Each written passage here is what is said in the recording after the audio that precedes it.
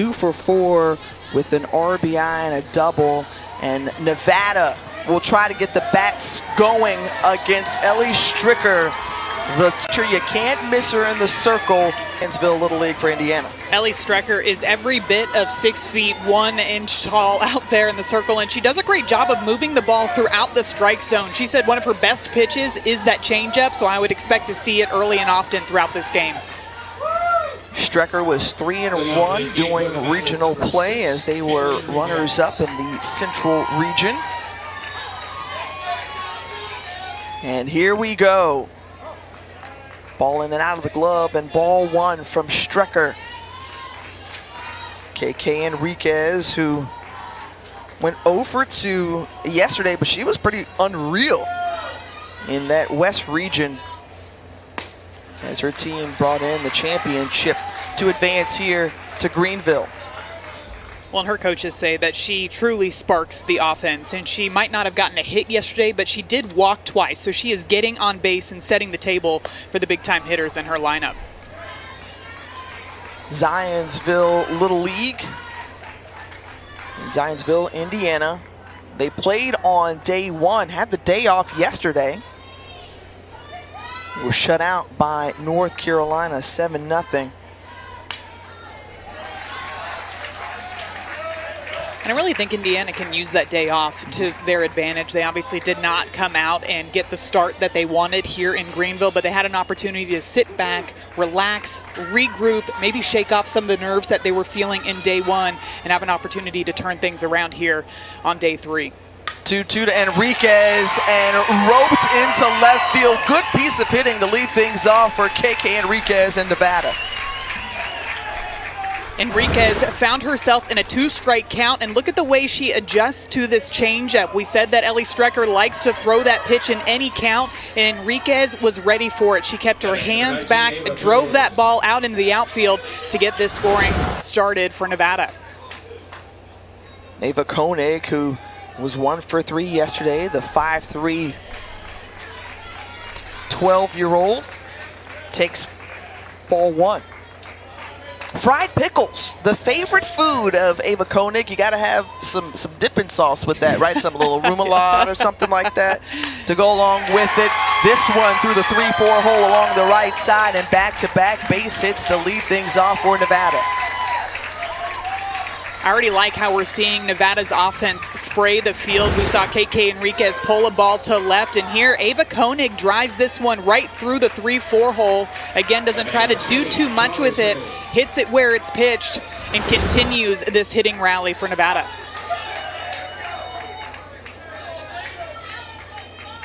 Well, Charlie Seamy, we featured her in the lineups. Had that double yesterday. An RBI run batted in as well, went 2 for 4. And the catcher Seamy sees 2 straight strikes from Ellie Strecker.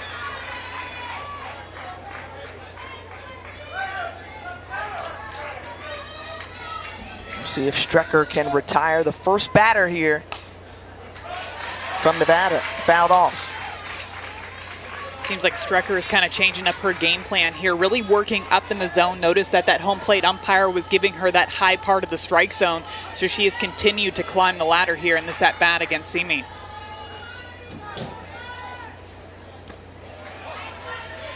In Madison, we've talked often just about how you kind of have to navigate your way through the first inning, discover the strike zone of the home plate umpire, to help you get a feel to see where you need to locate those pitches. I think it's both for the hitters and for the pitchers as well. Obviously, the pitchers go into the game with certain pitches that are their strong suit, but you might not be getting that call from the home plate umpire, so you have to adjust and find whatever pitch is going to work best for you. Seamy puts it into play. Cope tags third base, gets the lead runner most importantly, and 1 down.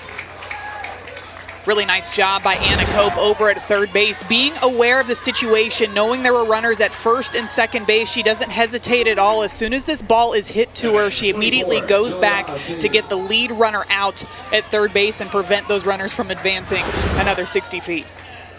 Juliana Jules Fee now at the plate, the 7th grader looking for her first hit of the tournament, but more importantly for Indiana, important to get that first out and prevent the first run of the game being 60 feet closer. This one, just a shallow hit in the infield, and bases loaded now for Nevada. That one's just one of those tough infield hits that you really just cannot do anything about.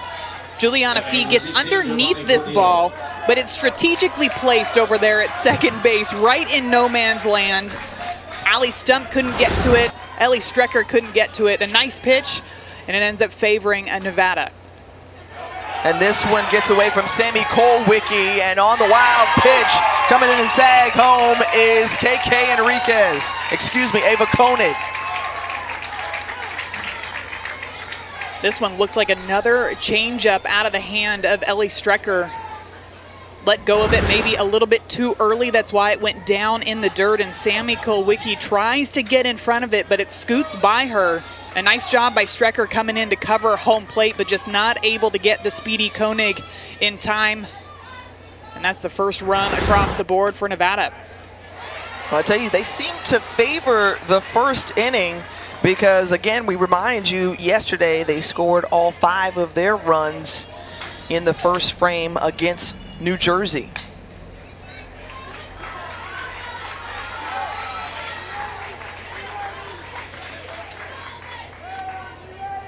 JoJo Cornel. 5'9.5" was listed on the questionnaire, but we gave her that extra ½ inch. Very important to get that size right, that height right. That matters, especially like if you're like going against your teammates. Like, wait a minute, how tall am I? Well, let me do the arm test. Well, especially when you know Ellie Strecker's out there in the circle, you want to give yourself every inch you possibly can. And Strecker coming through with the heat, the crucial strikeout there for the second out of the inning. I really like the location of this pitch. We had talked earlier about how Strecker's trying to work the ball up in the zone. Knowing that Cornel has a ton of power up at the plate, she doesn't just go up, but she goes inside as well, in on the hands, and that's what makes it such a tough pitch to hit. And that's a big-time strikeout for out number 2.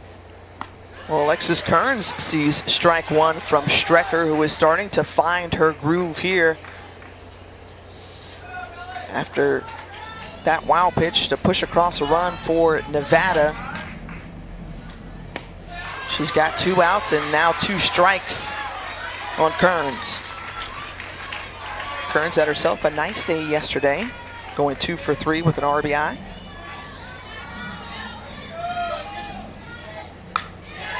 And puts it in to play off the glove of Cope at third base. And 1 run comes in. How about 2? Nevada up 3-0 here in the first inning, and Kearns getting it done with 2 outs. Alexis Kearns is having herself a great tournament so far. Her nickname might be Cricket because she's small in stature, but she swings a big bat up there up at the plate, driving this one right past Anna Cope at third base, down the left field line to extend her team's lead in the first inning. Tiffany, you are exactly right. This Nevada squad likes to score early and often. And perhaps they got a chance to scout some of the teams as they had Wednesday off, Thursday, yesterday. Their first time playing, and this is a group who is poised and ready to do something pretty neat for this Summerlin South Little League. Ellie Prindle, nicknamed Chip.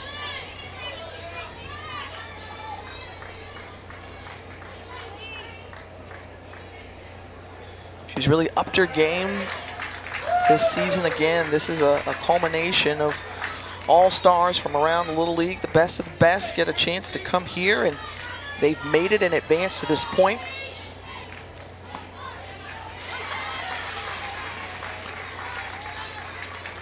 Strike thrown there by Strecker. And what's interesting so far, Nevada having success. All 8 Nevada runners have been on base, except for 1.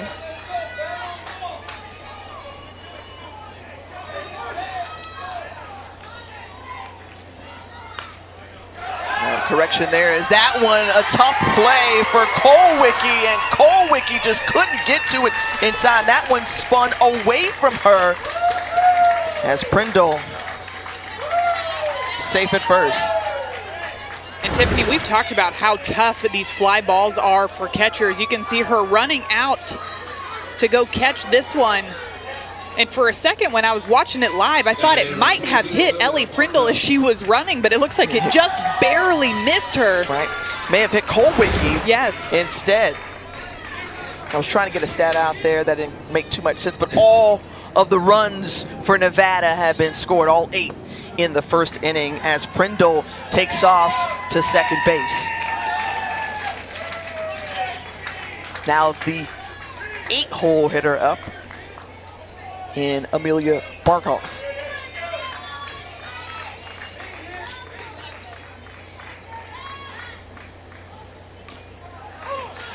This one fouled off.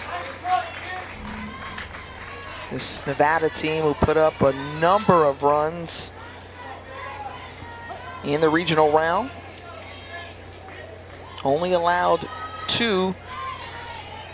They had double digits in every game, and that one from Strecker in. And she gets strike 2 as Barkhoff swinging. So Strecker wanting to get out of this inning without giving up any more runs. Good stop there from KULWICKI to keep that one in front of her. KULWICKI really doing work back there. We saw her try to pop out and get that shallow pop fly in the infield. And a nice job of scooping that one out of the dirt. And the strikeout needed right there for Ellie Strecker.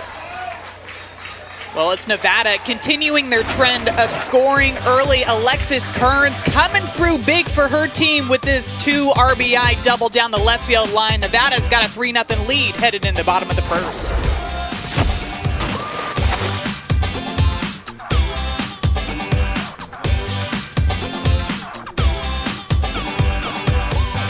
These young ladies, so dynamic, bright futures ahead of them.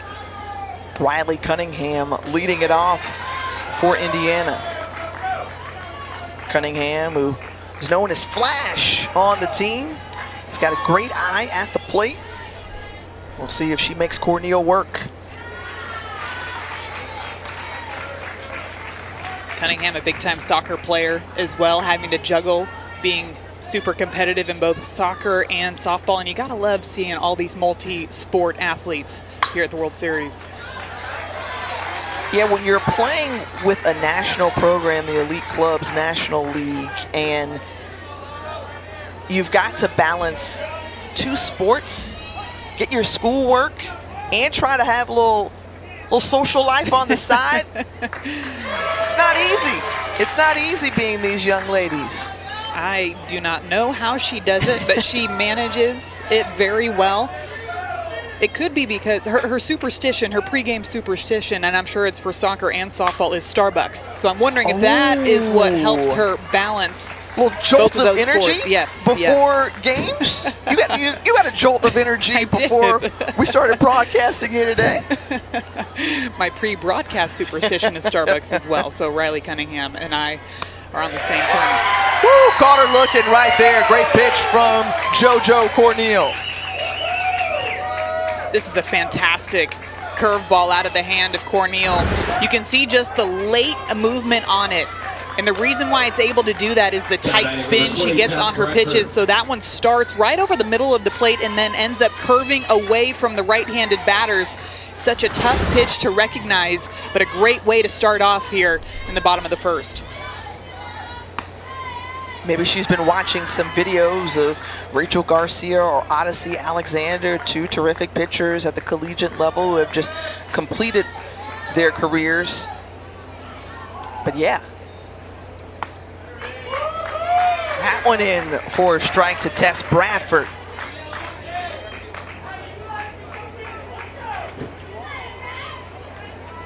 Bradford, who mentioned she loves fried pickles.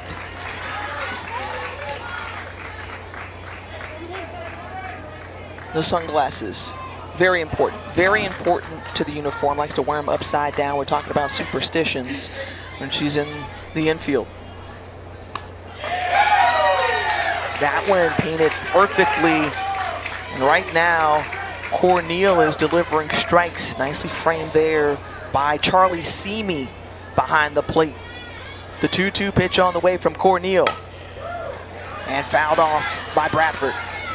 Good adjustment by Bradford up at the plate, noticing that not just in her at-bat, but also her teammate Cunningham's at-bat, that CORNIEL was really working that curveball outside to the right-handed batters and getting those calls in the river. So on that one, she decides to take a hack at it, foul it off, see a new pitch. Going up and chasing, can't catch up to it. Back-to-back strikeouts for CORNIEL. Setting her up with those curveballs on the pitches before, decides to go up in the zone here. Tess Bradford doing whatever she can to get her barrel on top of that pitch, but just not able to get there. Another late breaking pitch out of the hand of CORNIEL, and she is feeling it early in this game. The call not there, although she's been going there. I'll tell you, these pitchers are trying to live on the outside, live on the edge, if you will. And I think a lot of pitchers like to do that, especially at this age, because as a batter, when you see that curveball coming in or that pitch that's breaking away from you, your instinct is to want to pull it, because that's where a lot of players have power, is you want to pull it to left field if you're a right-handed batter. And typically you see those pitchers going to that outside corner to see if they can get them to swing and hit it off of the end of the bat, or even get some swings and misses. Just like Caroline Westerfield did right there, the diminutive Westerfield, known as Mad Dog. Standing at 4'6", coach's daughter, Jeremiah Westerfield, the manager of this team. And there it is, right there again. It's been working for CORNIEL. She gets the call there.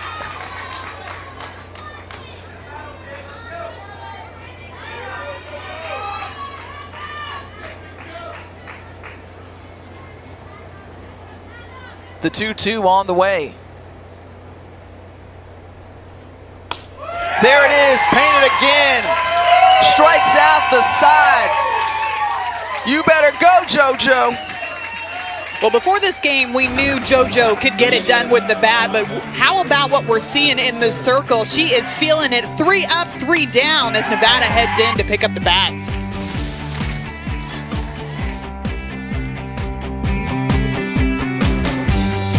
Watley had, so my slap game was not up to par, so I decided just to stay on the right side in the batter's box. But what a special moment for Ellie Strecker to hear from one of her favorite players.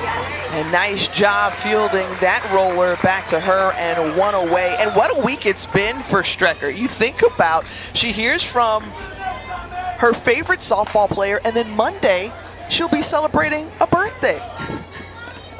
Doesn't get much better, and you're in the Little League Softball World Series. Come on. I was going to say, what a better place to celebrate your birthday as a softball player than here at the Little League World Series.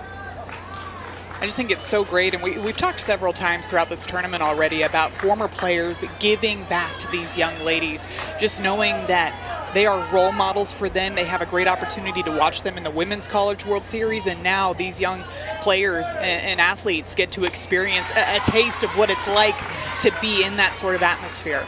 You pass the bat or pass the ball, if you will, but that's how you continue to grow the game and ignite these young players with excitement to continue on. Obviously, we saw Team USA rack up silver in the Olympics. And so it was great to see it back in the summer games. And thinking about the future of softball, so many great possibilities, as it's just one of the hottest sports in the country.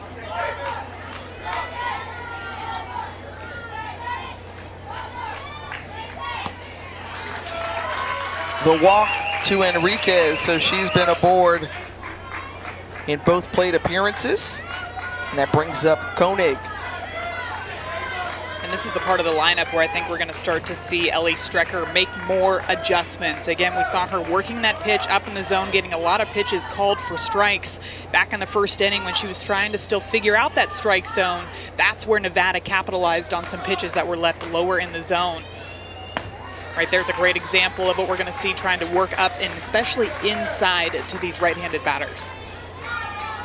Koenig singled her last time up.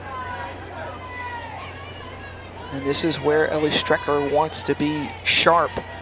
Top of the order does a lot of damage for Nevada, and a couple of singles today for Koenig as Enriquez rounding to third base. And on the wild throw, it's Enriquez coming home.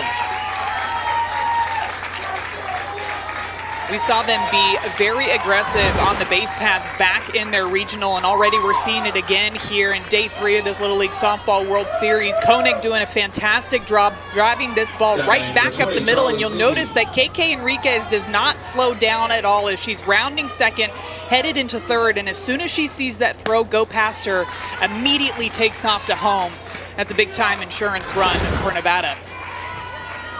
So it's Koenig standing at second base, runner in scoring position for Charlie Seamy, who grounded over to third last inning.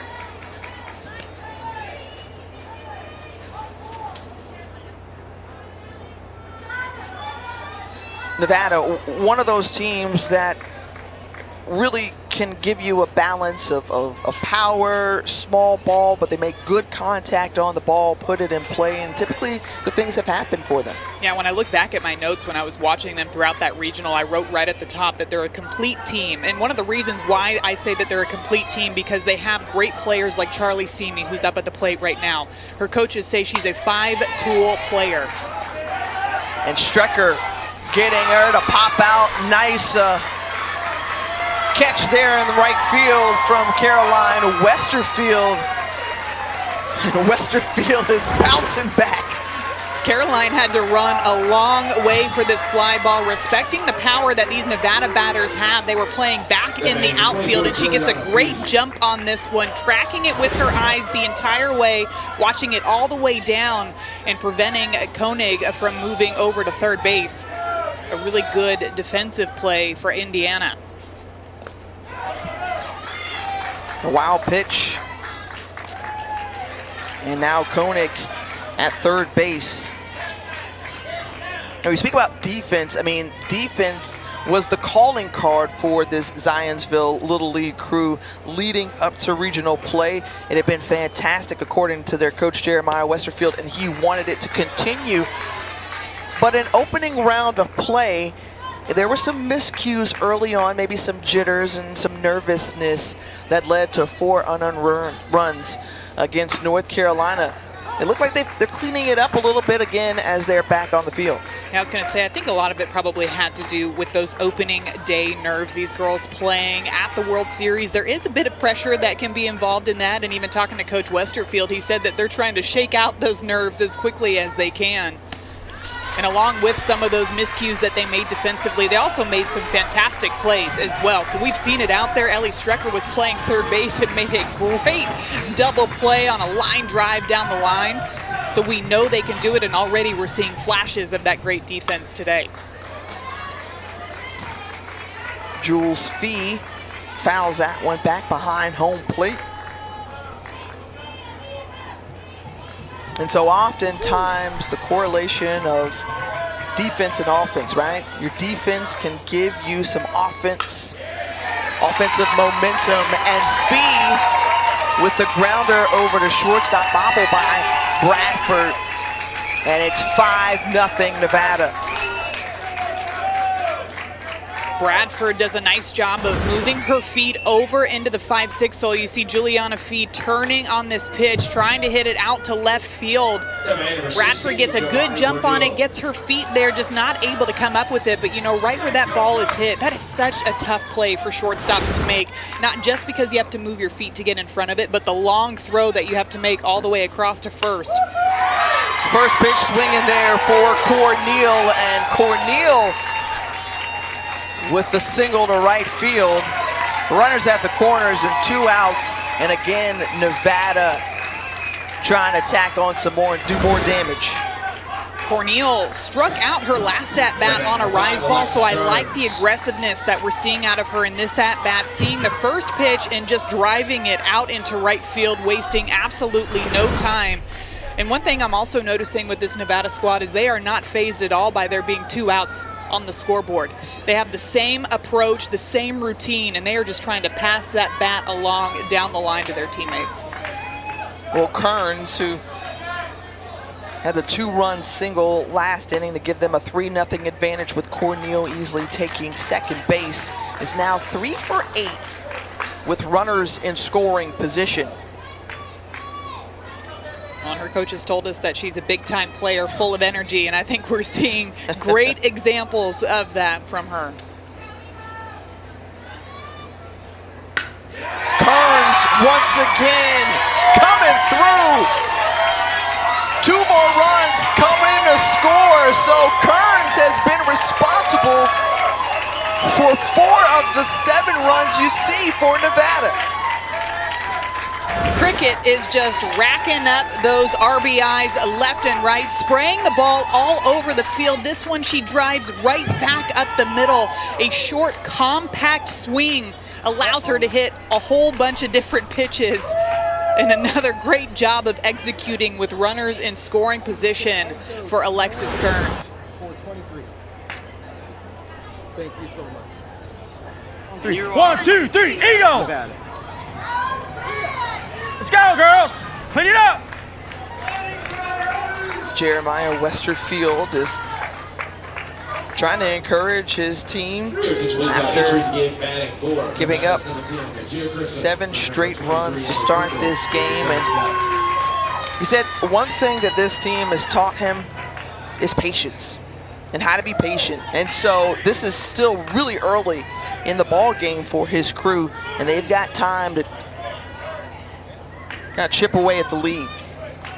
I think you mentioned it, it's early in the game, and just as quickly as we've seen Nevada score runs, Indiana can do exactly the same when they get up at the plate. So right here, it's just a matter of trying to do whatever they can to get this last out, to get out of this inning, to try to pick up the bats and see if they can put some runners on board. Gia Christmas, the pinch hitter, coming in, and Stump able to handle it with a runner going in front of her. And the concentration, the 4-3 put out to end the inning. But Nevada, on 4 more, they're out to a big lead. Nevada at the top of the second inning, 4 runs, 3 hits. Where? Local base.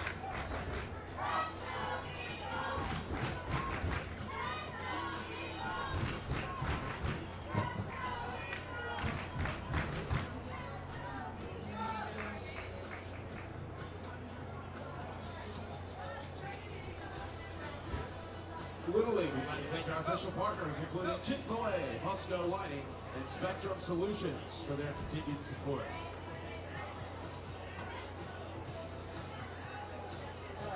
Defensive replacement 23 back into the 23 back.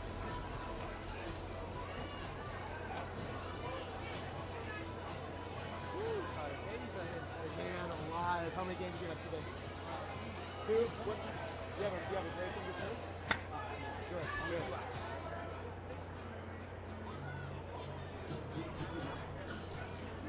Bray leading things off for Indiana.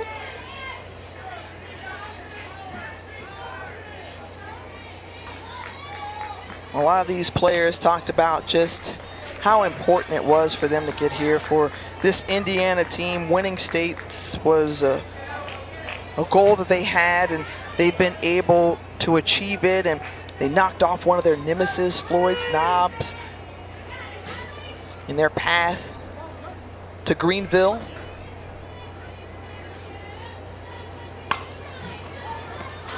And Hads, as they like to call her, the routine grounder over to second base and 1 down.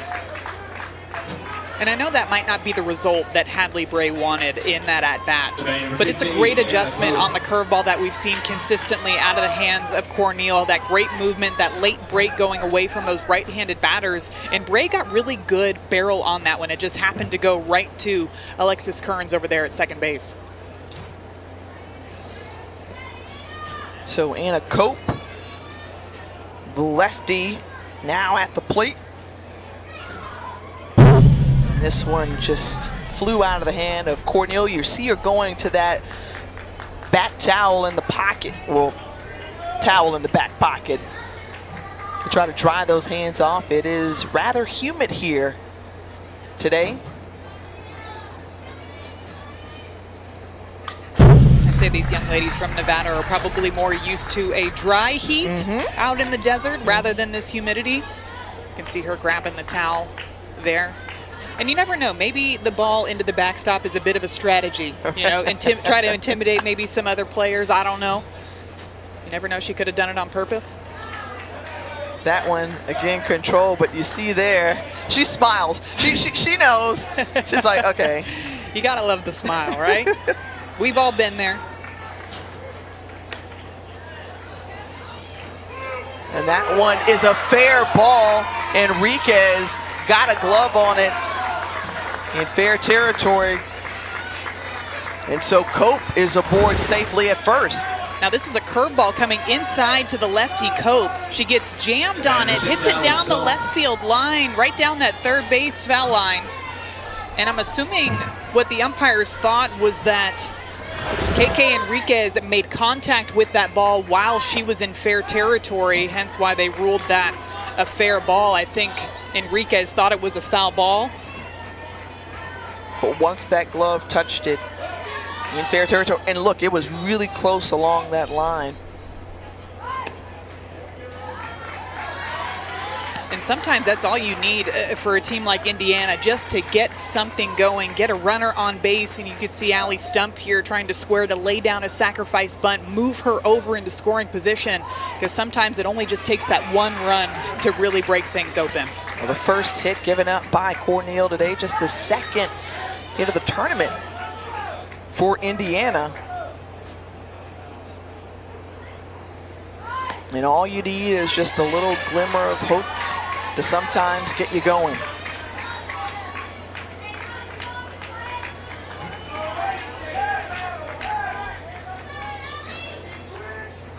The pitch on the way. And strikes out ALLIE STUMP. Fourth strikeout for JoJo Cornel. And now 2 away.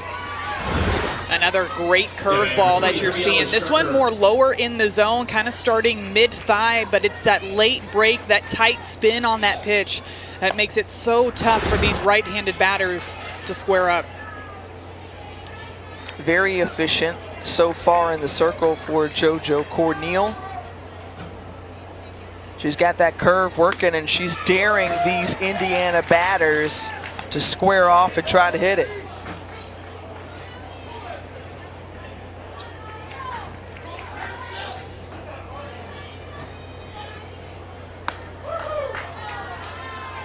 Two balls and a strike to Ellie Strecker. Strecker, we mentioned, standing above 6 feet. Tallest player in the tournament. A nice battle here between the two pitchers on record. 2-2 count. And that one sailed away from Cornel. Cornel's still trying to work to get that changeup down in the strike zone, maybe just hanging onto that ball a little bit too long. That's why it's sailing up in the zone. That one painted nicely. The curve continuing to hurt him. JoJo Cornel is dealing out there in the circle. This curveball is so impressive. Late movement freezes Ellie Strecker, and Nevada's picking up the bats.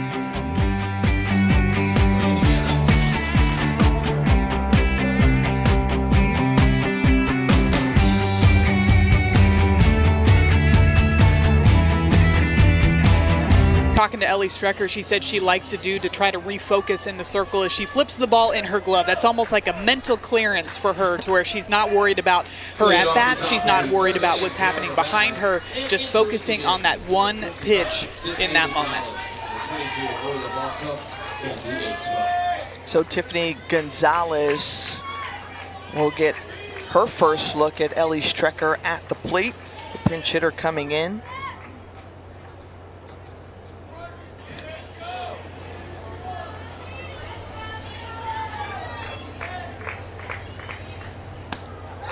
And swing and a miss.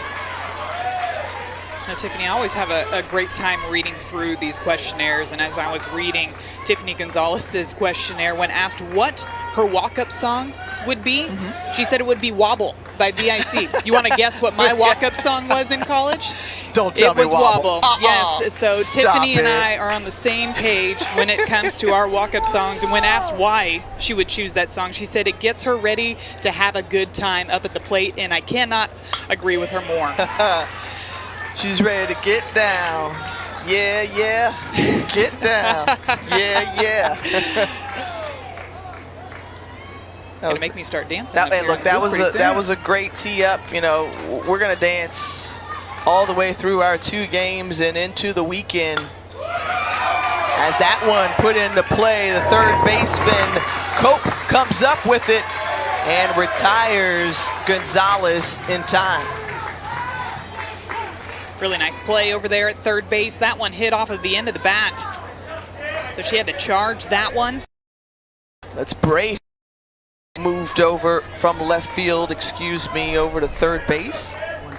You know, it's interesting for Indiana. They have 2 left-handed third basemen that they play out there defensively. They do a nice job of getting rid of the ball in a hurry, though. Not typically something you see on the infield. No. It almost reminds me a little bit of Jada Coleman for Oklahoma, who plays center field for them, but tried to insist to Coach Patty Gasso, of course the head coach of the Sooners, that she wanted to play shortstop, that she needed to play shortstop. She's a phenomenal center fielder and a great athlete, and she could play shortstop being left-handed at the collegiate level. This is Husson at the plate, swinging away. A couple of brown golf balls, and Kylie Husson is retired. I think this is a big momentum swing for Indiana here. Nevada was stringing together base hit after base hit, and here Ellie Strecker has really zoned in, attacked the strike zone, and induced a couple of quick ground balls to see if she can get her team back into the dugout. That's what's important. You said wipe the slate clean. Don't worry about what happened those last 2 innings. Just focus on what's in front of you. You just want to try to win each inning, and you can't do anything about the innings that have already passed. So you've got to just focus on the task at hand. Think of it as a 0-0 ball game. Try to get out of this inning unscathed and put some runs on the board in the bottom of the 3rd.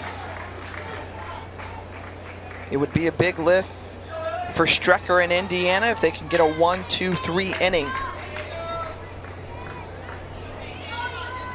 KK Enriquez singled, walked, and now ahead in the count, 2-1. Back up. Right there. Okay. Where's Riley? Swing and a miss, even at 2-all. Here we go, here we go. Strecker looking to the dugout to get the sign. Checks down on her wristband. And here she goes. Down the right field line and foul over the fence.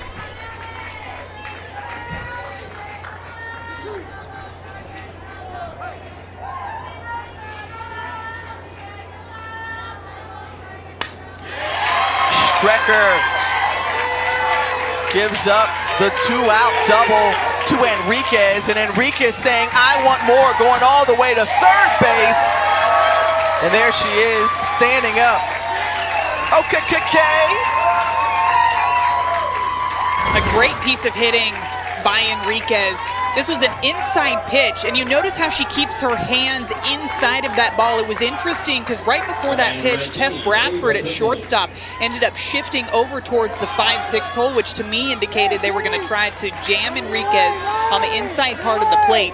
They go inside, but because she was able to keep her hands inside of that ball is what allowed her to drive it to left center. And right after that popped up Ava Koenig to end the inning. So after surrendering that triple, it was Strecker who was able to get out of the inning.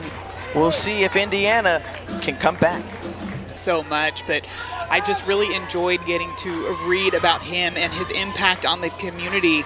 And because he was so devoted to all of his kids, 3 daughters and 1 son, that he pretty much coached every single team that they were a part of. And he was fully committed to growing the game of softball, not just for his daughters, but for every single softball player that was in that community. And it's truly incredible the lasting impact that he has made on this team. Just a true love. A love for helping others, a love for the sport, as you mentioned, Madison, and the community really rallied around that love as well. I mean, they would talk about how Steve Strecker would always be on the fields. That was like his second home, right? He was doing whatever was necessary to make it the best experience for these little leaguers, for these young ladies to have a quality product that they could put on the field and the best of the best. You love to hear about that type of devotion. Well, even little things like after it would rain, he would take a shop vac out there on the field to try to dry out the field as quickly as possible for these young ladies. And I really enjoyed talking to Coach Jeremiah Westerfield about his interactions with Steve Strecker and just how he got him involved in the sport. And Coach Strecker, as Cornel strikes out another batter, but Coach Strecker noticed Jeremiah sitting up in the stands and just very politely asked, hey, can you help me out with this? And then the next day, hey, can you help me out with this? And sure enough, Coach Westerfield said, the next thing I knew, I was coaching a team. And I think it's great that he had gotten the entire community involved in to grow the game of softball. They all love it. And to see them here today living out their dreams really made me emotional when I was reading about it. Mm-hmm. Oh, indeed, a tearjerker. For sure. I mean, he was even trying to work to get, you know, one of the region offices in Zionsville. It ended up in the next town over. Whitestown was able to host the regional tournament, but Steve Strecker will always be a part of this team and remembered for what he's done for Zionsville Little League.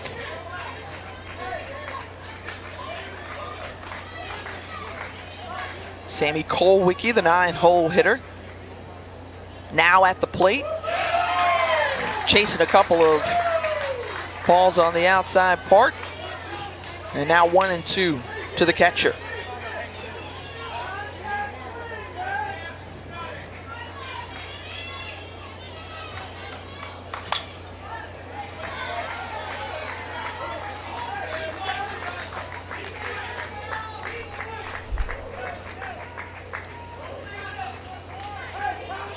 The 12-year-old is ready to go. And KULWICKI watches that one bounce in. One of her sisters actually made it to regionals, so she tried to pass down a little bit of information. But she can brag that she's made it to the World Series. Those all-important bragging rights when it comes to siblings. I know I still like to use my bragging rights over all of my siblings too, so it doesn't ever stop. It doesn't matter if you are 12 or if you're 30. The first walk given up by CORNIEL, so KULWICKI will trot down to first base. And back to the top of the order, and Riley Cunningham. And you know the second time around, Indiana is anxious to swing away because Cunningham, Bradford, and Westerfield all struck out in that first inning against CORNIEL. It looks like Corniel's trying to work the ball down in the zone so far here in the bottom of the third inning, and Indiana's done a nice job the previous 2 at-bats of laying off of that pitch, trying to force her to bring it up in the zone, bring it into that strike zone. That one low in the dirt. Simi has to go back to the backstop. And KULWICKI now in scoring position, and the best opportunity so far in this game for Indiana.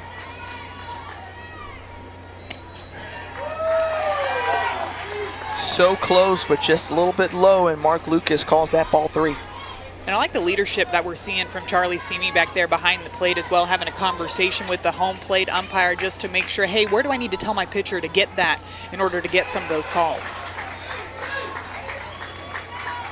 And back-to-back walks now given up by CORNIEL. The door opening wider for Indiana to take advantage as Jim Linehan will come out and talk to his team. Let's listen in.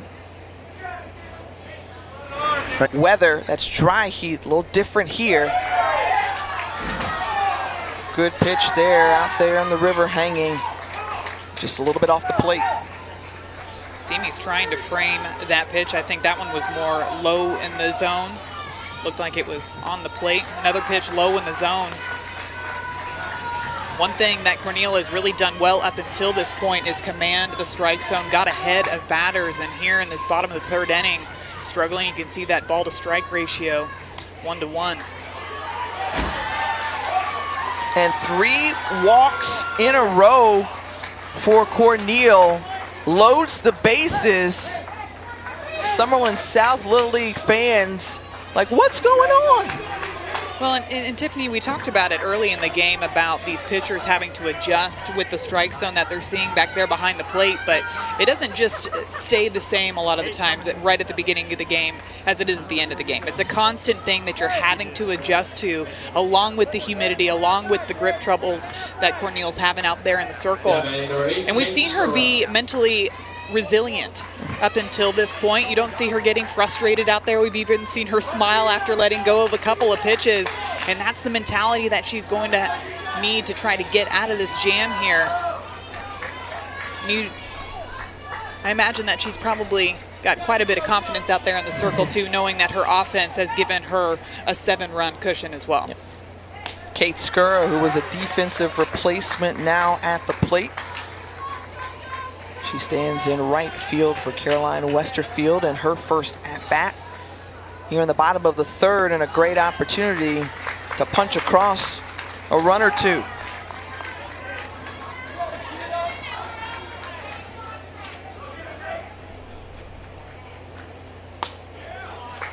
know, it's interesting from a hitter's perspective.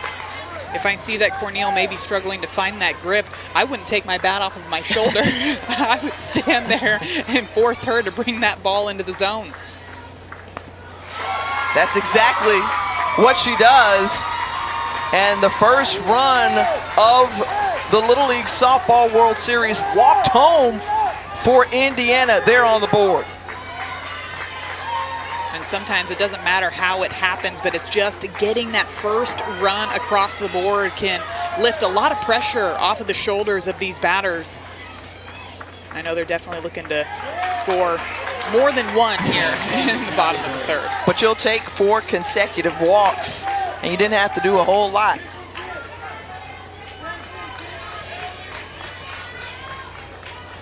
You see the pitches by inning from CORNIEL. And there she's starting to find the zone again. 0-2 now to Hadley Bray. Bray, who's been clutch throughout the season, fouls that one off.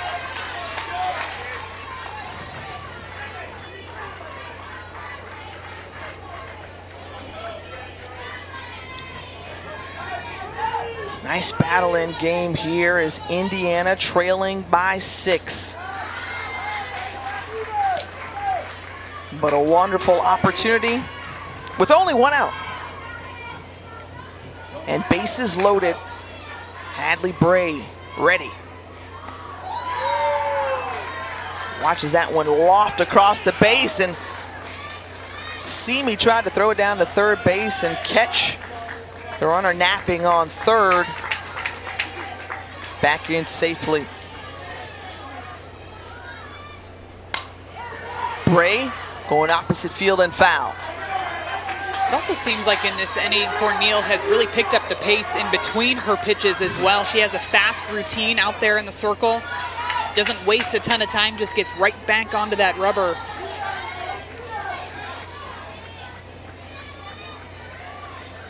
The 2-2. Low for ball 3. Really good at bat so far by Bray. Fouling off a curveball down the line, working her way to a full count after starting this at bat 0-2. 8th pitch of the at bat on the way. Bray strikes out. A crucial K for JoJo CORNIEL. She's got one more to go. Well, there was no secret where they wanted that pitch. Charlie Simi indicated right down the middle. We cannot walk in another runner. And she throws this curveball past Hadley Bray. It's a big-time strikeout. Cope lost this one in the shallow center field. A run coming across, and Indiana, watch out. Oh yeah, they're pumped up. Riley Cunningham is like, yeah, 2 more runs in. But you gotta love the response that we're seeing out of Indiana. Anna Cope coming up, swinging at the first pitch and driving this one out into center field. And it looked like a little bit of a miscommunication in the outfield for Nevada. Allowed another run coming across.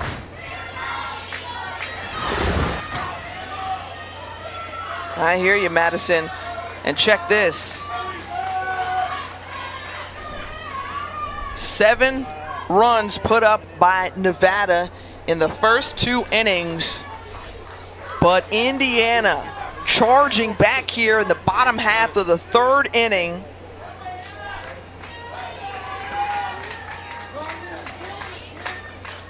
And Isabella Canar coming in as the pinch hitter for ALLIE Stump.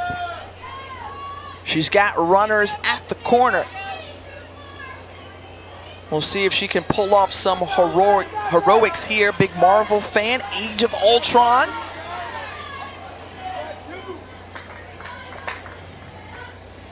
That one getting away.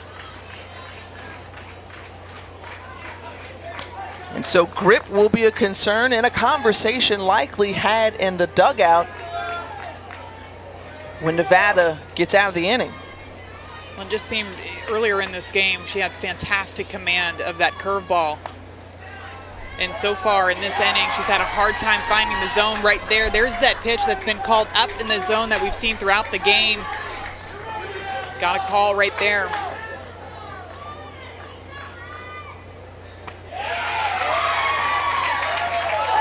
Once again, another strike delivered from CORNIEL. She's ahead in the count.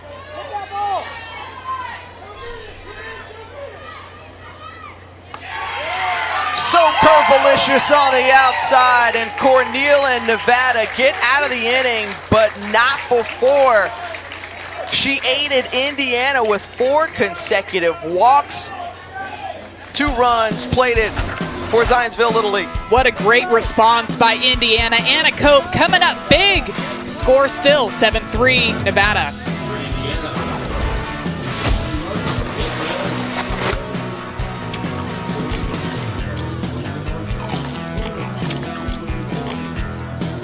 Power and Electricities of North Carolina representing public power for their support. In the first 2 innings, had a 5-2 decision yesterday to get their first win, and they want to hold on and perhaps add on more against Indiana to move to 2-0 in pool play in this Jessica Mendoza pool. Remember, 10 teams in total. The top 8 will advance to the quarterfinals Monday. You can catch every game on our ESPN networks. Charlie Semi leading it off, and first pitch swinging on a rope and pulls it to left field for the base hit. You know the catcher has their pitcher's back. When the pitcher gives up a couple of runs the inning before and the catcher comes up very first pitch and drives this thing out into left field. What a sweet swing by Charlie Semi, keeping her hands inside of the ball, hitting that one right on the nose to get things started here in the top of the fourth. Now here's Fee.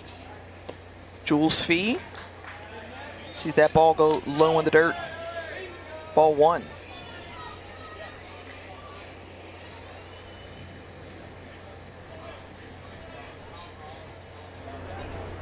Had that infield single back at the first, reaching an error in the last inning, and taking off is KULWICKI all the way to second base, sliding in, and she's in easily. Looks like Nevada's gonna use some of that aggressive base running that we saw from them back in the regionals to move a runner on over into scoring position.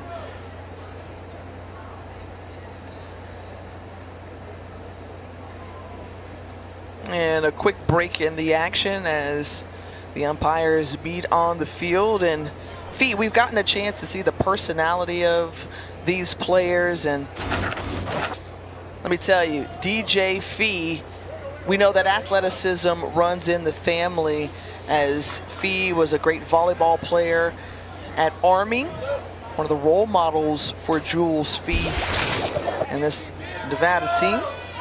That's pretty cool. It's not every day you see that, and look, the service component that goes along with it when you play at West Point. And how awesome is it for her to have somebody that close to look up to that played collegiately at such a high level?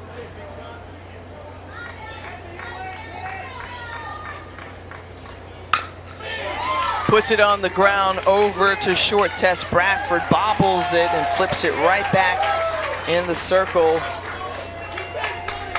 And now 2 on and no outs. And JoJo CORNIEL coming up. And you know she wants to redeem herself from that last inning after giving up those walks to create more separation between her squad and Indiana.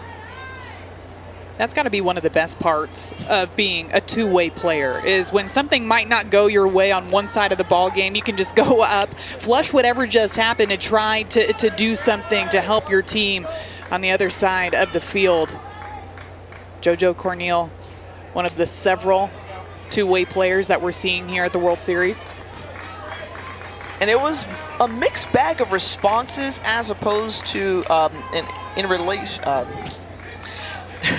with whether they like to hit or pitch. I can't talk right now, sorry everybody. But it was kind of like split down the middle. It just depended upon the situation, right? If I had a chance to win the game, they said I want to be hitting, or if I had a chance to close out the ball game, I want to be pitching. I thought it was pretty impressive, too, the mentalities that these players have, where they said that they don't carry one aspect of the game over into the other, especially if something, again, doesn't go the way that they want it to. If she struggles out there in the circle, she's not going to come up to the plate frustrated. She's going to flush it behind and just do whatever her team needs in that moment. CORNIEL, the inside out hit, and tough one as it kind of died on the way to second base. The play at the plate and out. Most importantly for Indiana, they got that out at the plate. And Jim Linehan will come out and try to have a conversation as Charlie Semi gave it her all. Wow, when I was watching that one live, I didn't think that KULWICKI applied the tag. It was a fantastic slide by Charlie Semi. Again, JOVANI CORNIEL putting the ball in play, forcing something to happen. Ooh, I think they're going to take another look at this one. Let's see it here. Oh yeah, she definitely misses her. What a great athletic slide by Semi there. So they'll be able to review this if they so choose. You know, and I wonder, Tiffany, if they even are going to review it, because that's Jeremiah Westerfield for Indiana having a conversation with the first base umpire.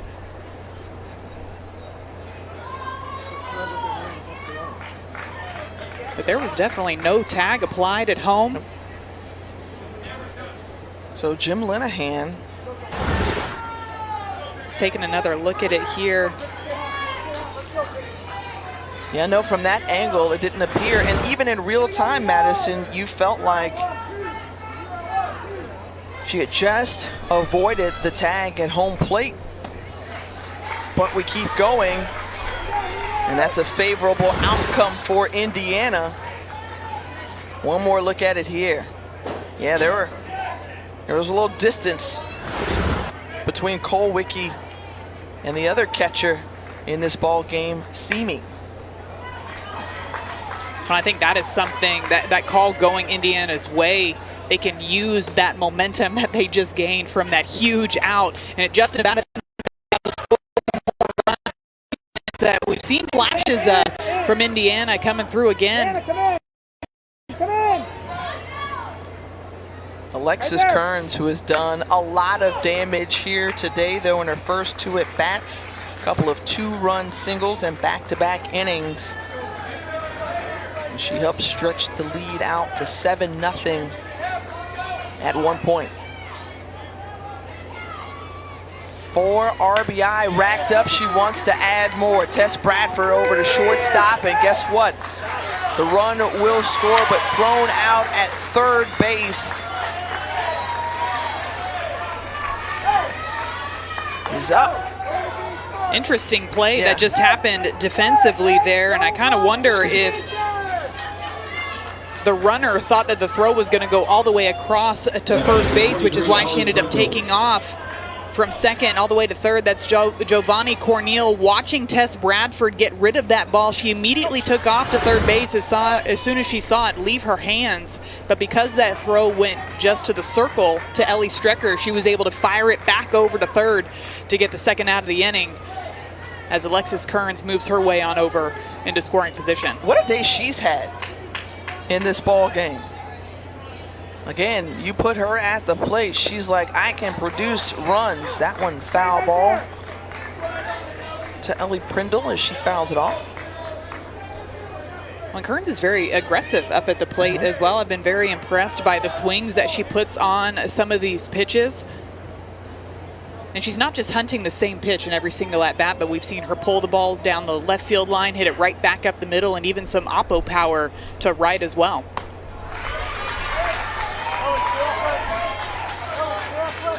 Strecker ahead in the count, 1-2.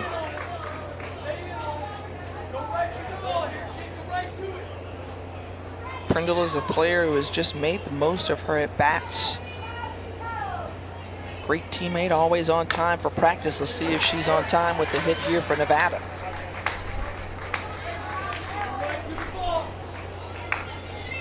I love seeing what other sports these athletes play. And Ellie Prindle says that she plays flag football competitively and she's the quarterback. I would love to see videos of her playing quarterback in flag football. What a fun sport to play. Oh yeah, tons of fun. Signal caller, and Jess gets a piece of that one. And she's out as that ball hit her. It looked like it hit her while she was in the box, but it looks like the umpire is saying that it hit her when she was out of the box, is why he signaled that she's out. Well, a couple of things rolling the way in favor of Indiana, and they are able to get out of the inning. They come up to bat trailing by 5.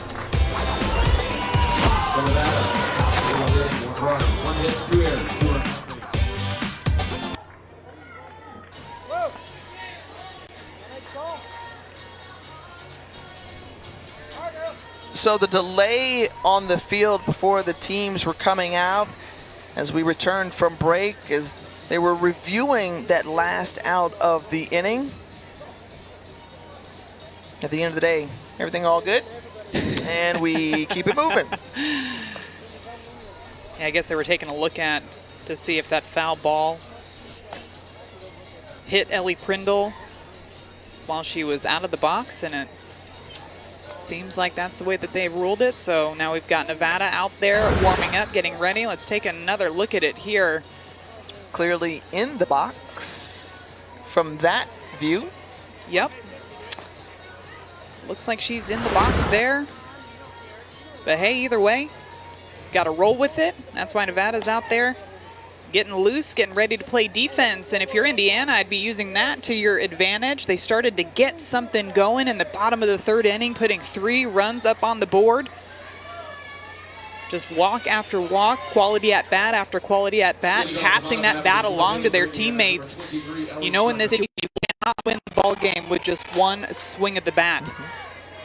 So for Ellie Strecker here, the key is just to try to find a way to get on base to continue that momentum.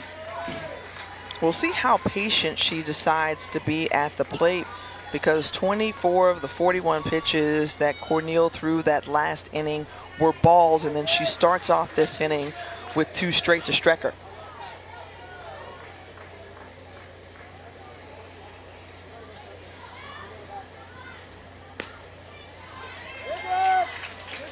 Right down the pipe for a strike.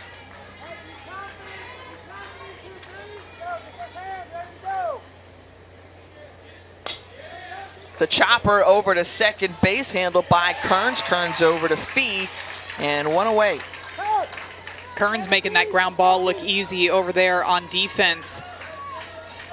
One of the benefits of playing second base is you have a little bit more time to make those plays over at first on the infield. And right there, she went to go charge it, realized that she was going to end up in an in-between hop, took a second, took a step back, so it was a nice easy cherry hop, and fired that thing over to first base. Well, Cricket is having herself a wonderful tournament thus far.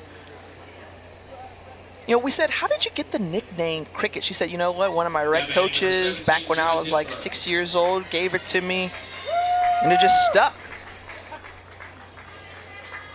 Oh, see, she knew. She knew. She knew it. Ears were burning, Cricket. Hey, girl, hey. I think she can hear you out there. It looks like she's responding to you on the field. The fans have to have their heads on a swivel, and so do the players.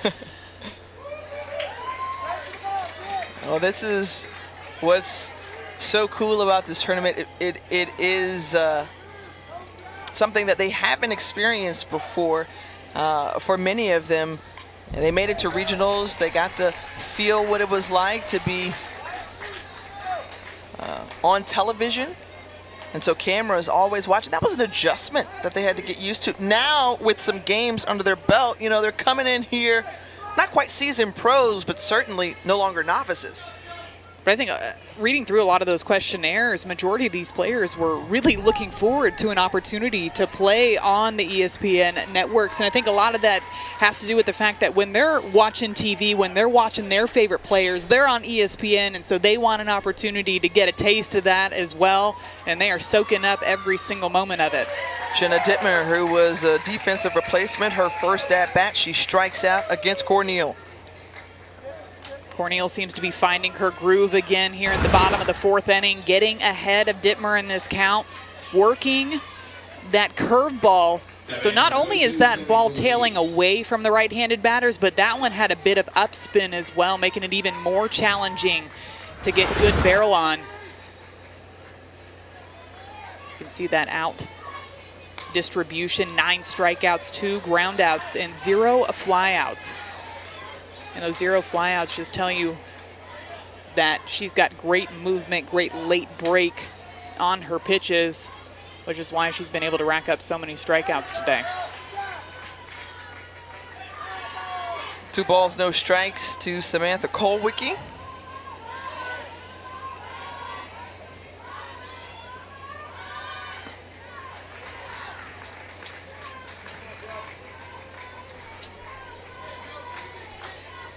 Zionsville Little League.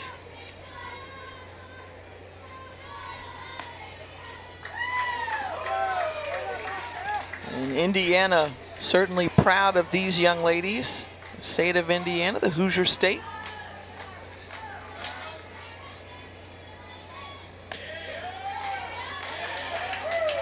After 3 balls to KULWICKI, she takes 2 strikes and now full count.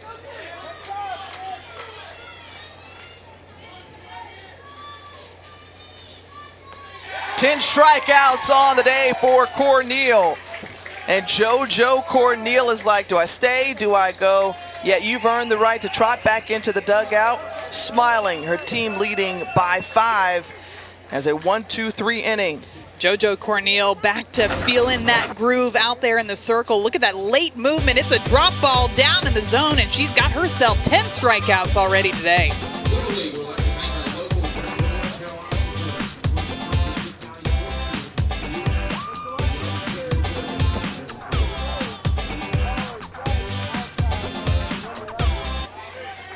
HADLEY Law, the pinch hitter, in to start off the inning for Nevada.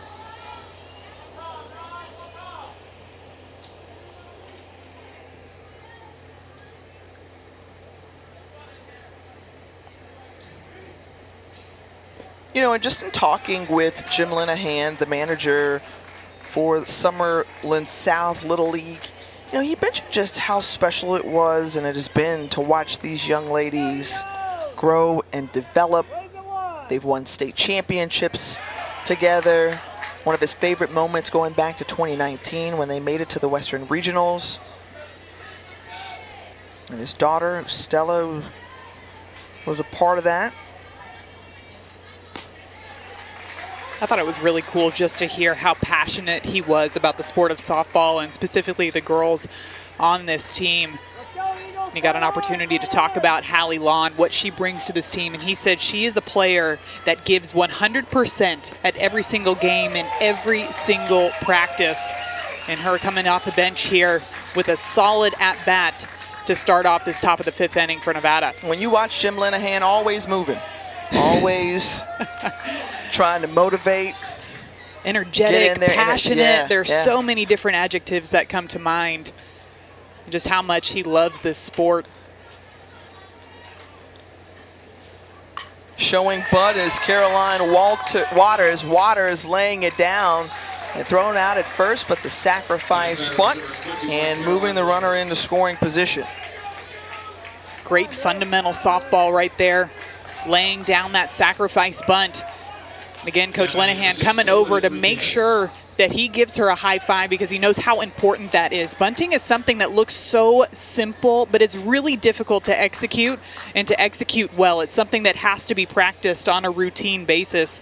And Caroline Waters coming in off the bench, doing her job, moving that runner into scoring position. I just love how fired up, not just the coach was, but the entire team in the dugout, knowing how crucial that was. But when we talked to Linehan and other coaches, you know, they listed some of the players on their teams that really are always willing to do whatever is asked of them, right? They're not too big to lay down a sacrifice bunt. We saw that from Aislinn Bossler for Virginia, a power hitter who loves to lay down the bunt, whatever is needed for their team to help them execute their strategy, their game plan, and to make their team the best that they can be. Well, KK Enriquez is absolutely given her best so far in this tournament. She's had a very productive 2 games.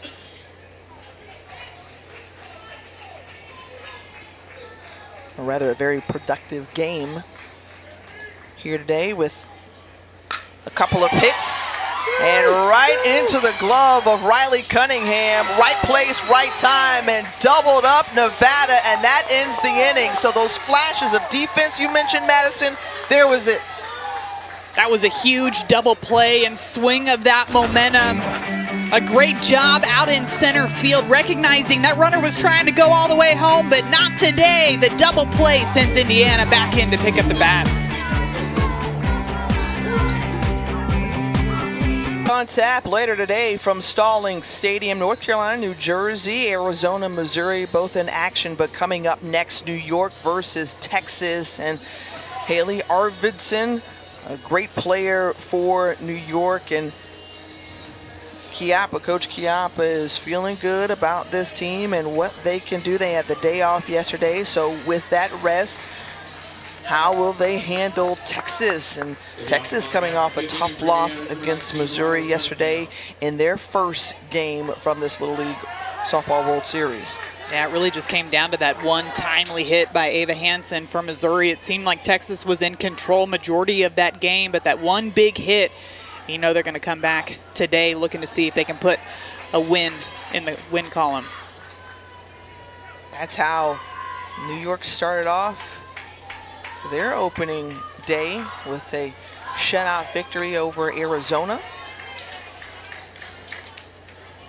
And today, a couple of teams off each day. 2 teams are off. It's Oklahoma and Virginia. And Madison, we got a chance to call a couple of their games. Oklahoma, one of those strong contenders, out early, looking impressive. Virginia as well. And a good mixture of hitting with Oklahoma, pitching for Virginia, along with those timely hits. I still have that home run that Goose Hutchins hit replaying over and over in my mind. A fantastic pitch, low in the zone, but she just got her barrel down to it and drove it over that center field wall. Very impressive hitting that we're seeing out of that Oklahoma squad. You mentioned the pitching for Virginia has been stellar as well. Riley Cunningham sitting down again as we take a look at the standings, how teams are shaking out so far. It's Virginia and Oklahoma at the top. They have gone unblemished thus far. Also New York, Nevada, perfect as well. Arizona, New Jersey, looking for W's. Remember, the 5th place teams for each pool will be eliminated from the tournament.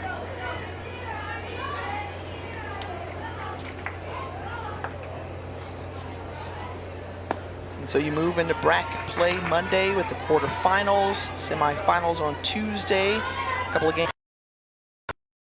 with that champion Wednesday. That's when they bring in the big guns, okay? Michelle Smith, yeah, it was just 2-time Olympian. Yeah, okay. Amanda Scarborough, great ambassador for the sport. Courtney Lyle will have the call. I know they're excited to have the opportunity to talk about these young players and just how much talent that we've seen already here in Greenville.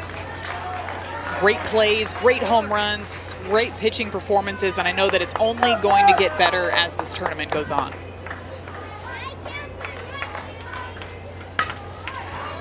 Great diving grab by Kearns at second base. An all-around game and a web gem right now in the field for Kearns. Wow, this play is absolutely incredible. No hesitation, reads that ball directly off of the bat and lays it all out on the line.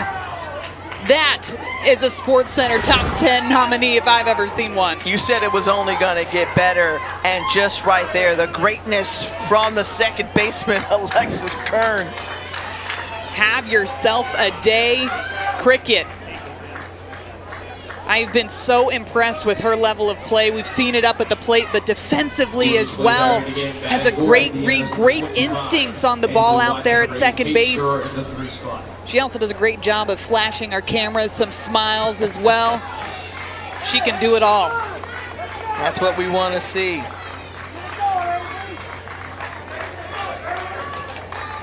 Ainsley Watt in as the pinch hitter. Ainsley sees ball one.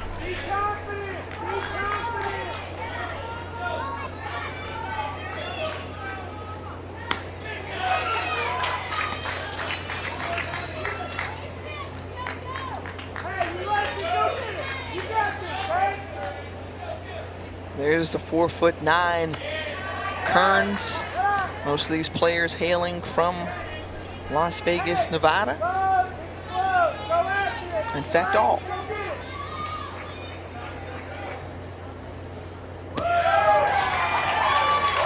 Another nice pitch in there from JoJo Cornel.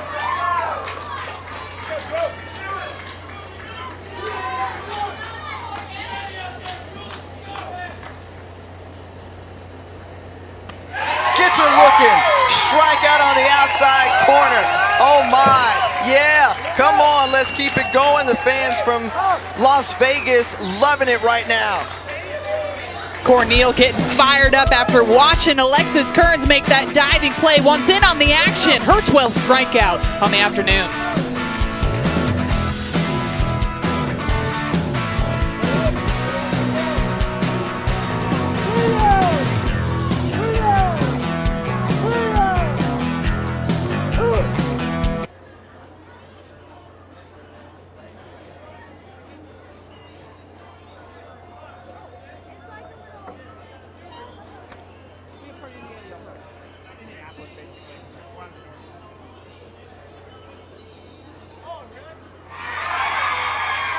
In, how about two?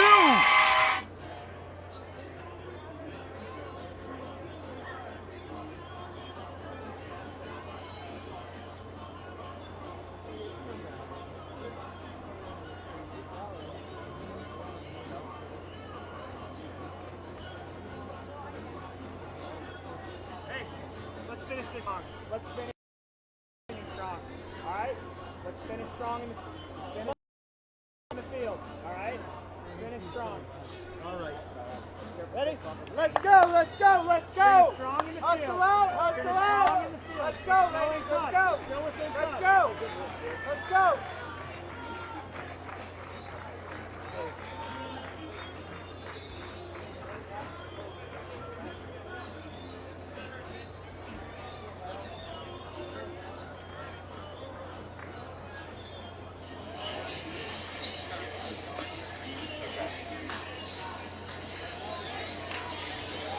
More here today. 8-3, Nevada with the lead going into the last inning.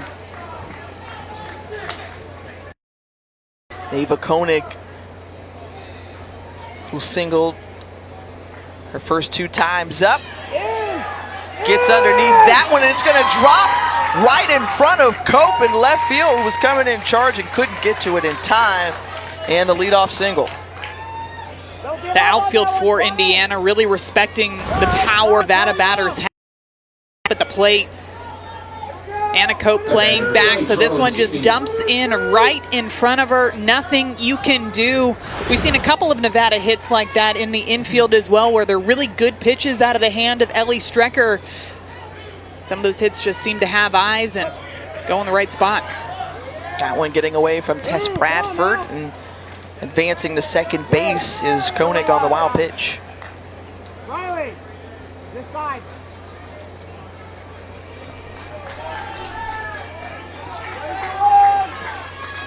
Our coach Jim Linehan says, see me, one of those players we could very well see playing at the collegiate level. 5-tool player, you mentioned Madison. Really strong bat and high energy. She's ahead 3-0 in the count. Here we go, here we go, here we go. Right here. This one lifted into left center, going back to the fences. Riley Cunningham easily coming around to score is Ava Koenig, and a stand-up RBI double for Charlie Simi. Typically in 3-0 counts, you see batters take all the way, but Charlie Simi is aggressive at knowing that Strecker is going to try to bring something over the plate, and she does exactly that, keeping her hands inside the ball, driving it all the way out to the center field wall to extend the lead for Nevada here in the top of the 6th inning. Well, the bats have been absolutely hot for Nevada here today.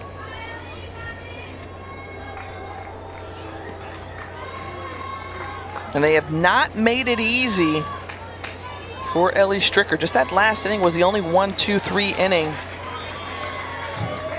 And Stricker getting fee swinging. I think we've seen a lot of toughness out of Ellie Strecker. Not getting frustrated out there in the circle, just focusing one pitch at a time. We mentioned that one of the things she likes to do out there to kind of regroup is to flip that ball into her glove. It's almost a mental clearance if she's flushing whatever just happened around her. You mentioned it, Tiffany. These Nevada batters have really made her work out there in the circle, but even here in the top of the sixth, she's still attacking that strike zone, moving balls all throughout the zone to keep her team in this ball game. Giving up a dozen hits to 7 different batters in this lineup. Fee among them with that infield single back in the first.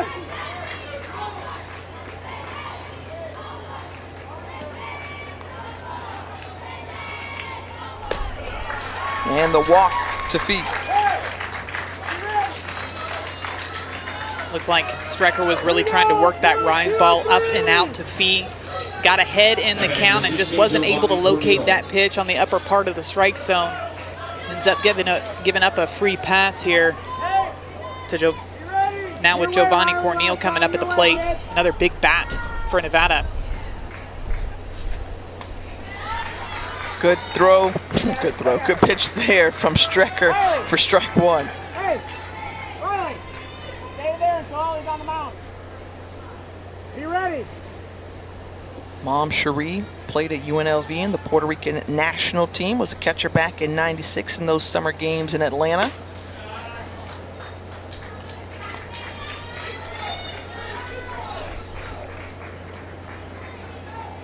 So softball, a household favorite for the Cornel family.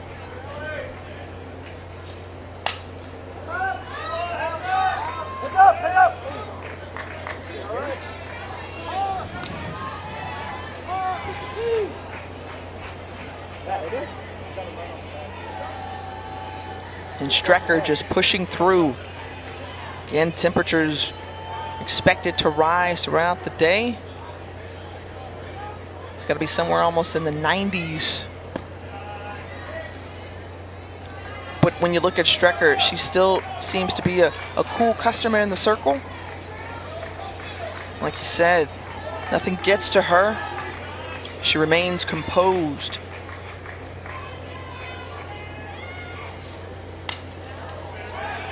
Cornel fouls this one off.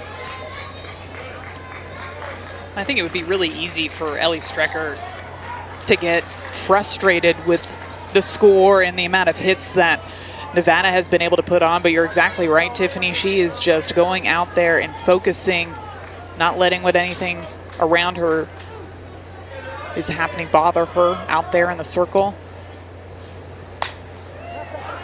This one popped up and dropped by Dittmer. She was right on it. But the out at second base. And good communication that we just saw on the infield as well. Dittmer coming over to make a catch on this one.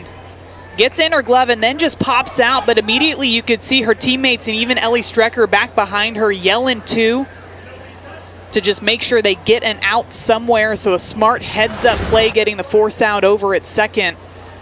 It looks like the umpires are going to come together and have a conversation here.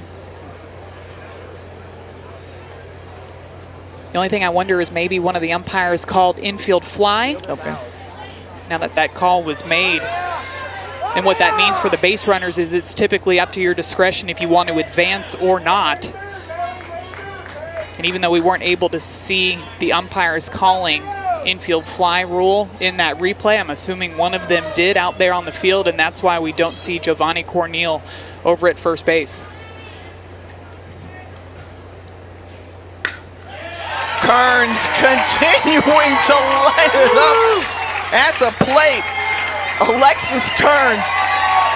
2 more come across. You can't say enough about cricket.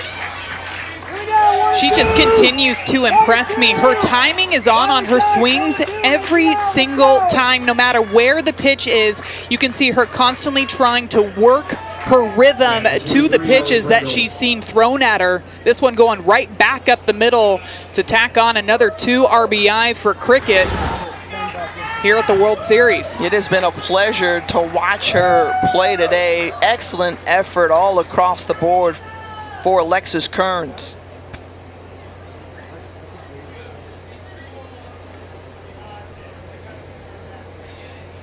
And what did Matt and Jenny call this phone? The They bat like to phone? call it the bat phone, Yeah. yes, and Coach Jim Linehan coming over to speak on the bat phone.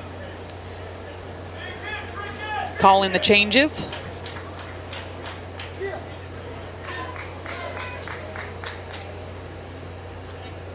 I'd say he's got to be pretty happy with his team's performance today, just their ability to spray the ball all throughout the field, play solid defense out there. And JOVANI CORNIEL, even though she had a couple of times where maybe she struggled to find the strike zone, was still able to get out of some jams against a very good hitting Indiana squad.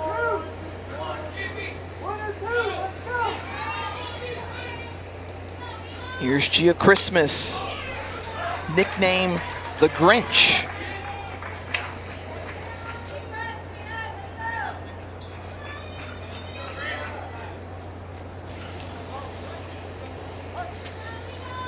And I feel like we saw maybe the Grinch lurking around in the stands, Madison. Instead of trying to steal Christmas, I think the Grinch is out there trying to steal some hits. There's two of them. And typically, she wears number 25. Of course, Christmas falls on the 25th day of December. Love hearing all of these nicknames. That one, the whole team has embraced. And Strecker gets Christmas swinging down on strikes. Fourth of the day for Ellie Strecker. And Grinch not happy looking in the stands, just judging by, you know, the facial expression that was stitched on there.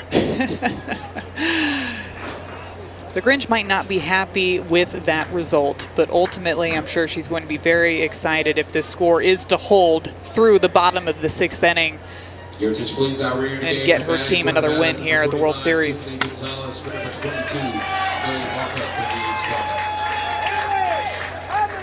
Gonzalez, who batted back in the 3rd inning, returns up to the plate again. Grounded out to 3rd her last time up, and swings through that one. There's that changeup from Ellie Strecker. We know she likes to throw it in any count, and even to start off at bats to get ahead of batters. A lot of confidence in that off speed. And once again, it's Strecker with another strike in there. Needs one more to get out the inning.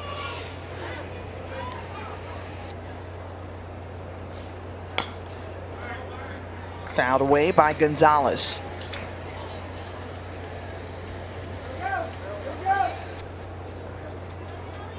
Well, it's just interesting to watch, you know, the pace of play, and in this game it was moving nicely for Nevada. Things were working for them. Indiana coming right back, and now it's picked up once more right there thanks to Ellie Strecker and that strikeout. One last chance for Indiana. They've got a big hole to climb out of. We'll see what they can do when we come back.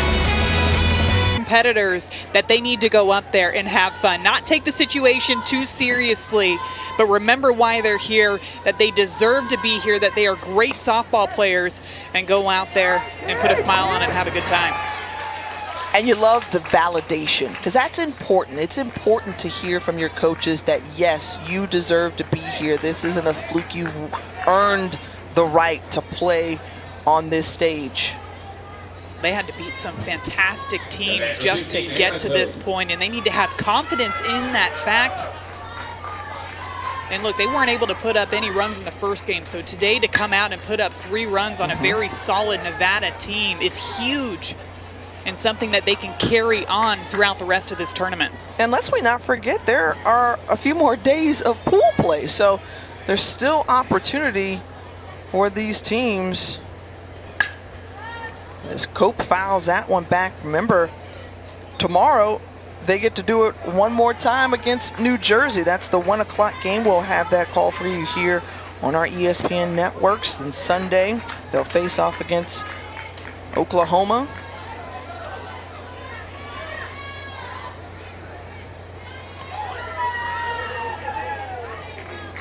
Anna Cope, who's 2 for 2 today, one of the bright spots in the lineup for Zionsville Little League.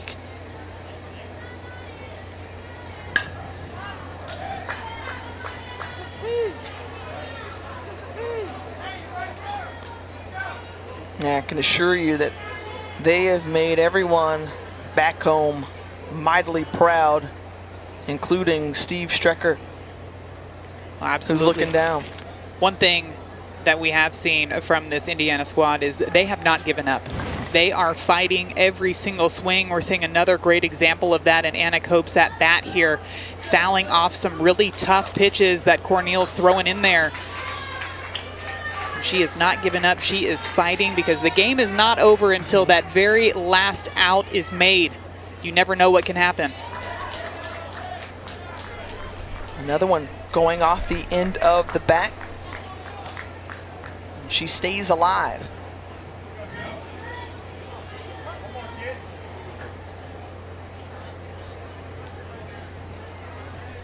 The pitch from Corniel. Left it up there, hanging, and right there, that discipline, that good eye at the plate pays off for Anna Cope. Her third hit of the day. Perfect 3 for 3. Anna Cope having herself a day, gets into a 2-strike count and sees the changeup coming, keeps her hands back and drives it right back up the middle. That's exactly what Indiana needs here in the bottom of the 6th inning, is to have quality at-bats and just pass that bat along to your teammate to try to extend this game as long as possible. Isabella Canar is back up, the 13-year-old. She's going into her 8th grade. Big-time fan of Jana Johns, the former South Carolina infielder who's since transferred over to Oklahoma. Won herself a national championship this past season.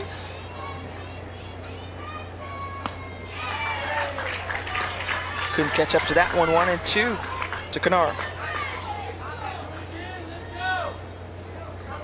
Bilingual player, also speaks Spanish, learning some Mandarin along the way.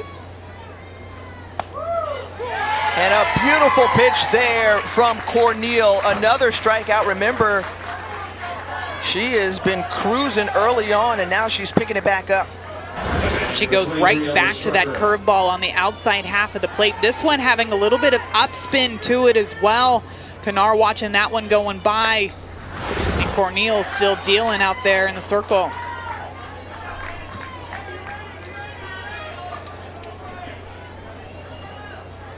Ellie Strecker can keep this game alive. Remember, it was Strecker's pitching performance that helped this team make it to regionals.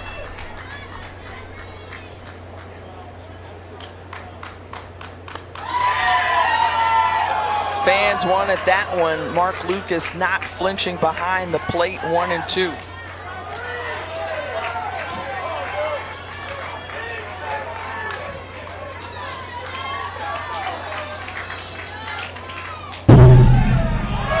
Gets away from Corniel, and Cope over to second.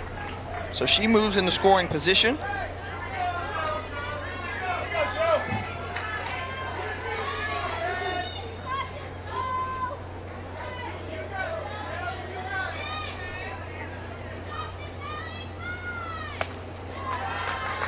Staying off that pitch, ball high, and now full count.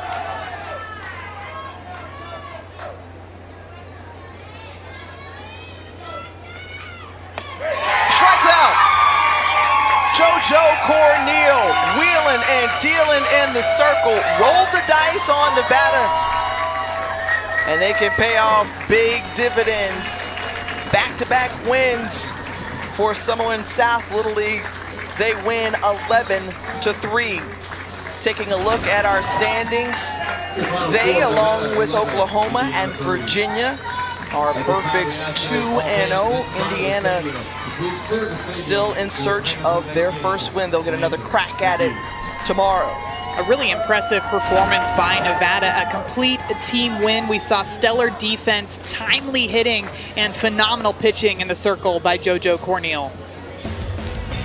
Cornel registered 14 strikeouts here today, 11 runs put up, and Nevada all smiles. They can go back and take a break as they won 11-3. Coming up next at 1 Eastern, it's our second game, New York taking on Texas. Remember, all games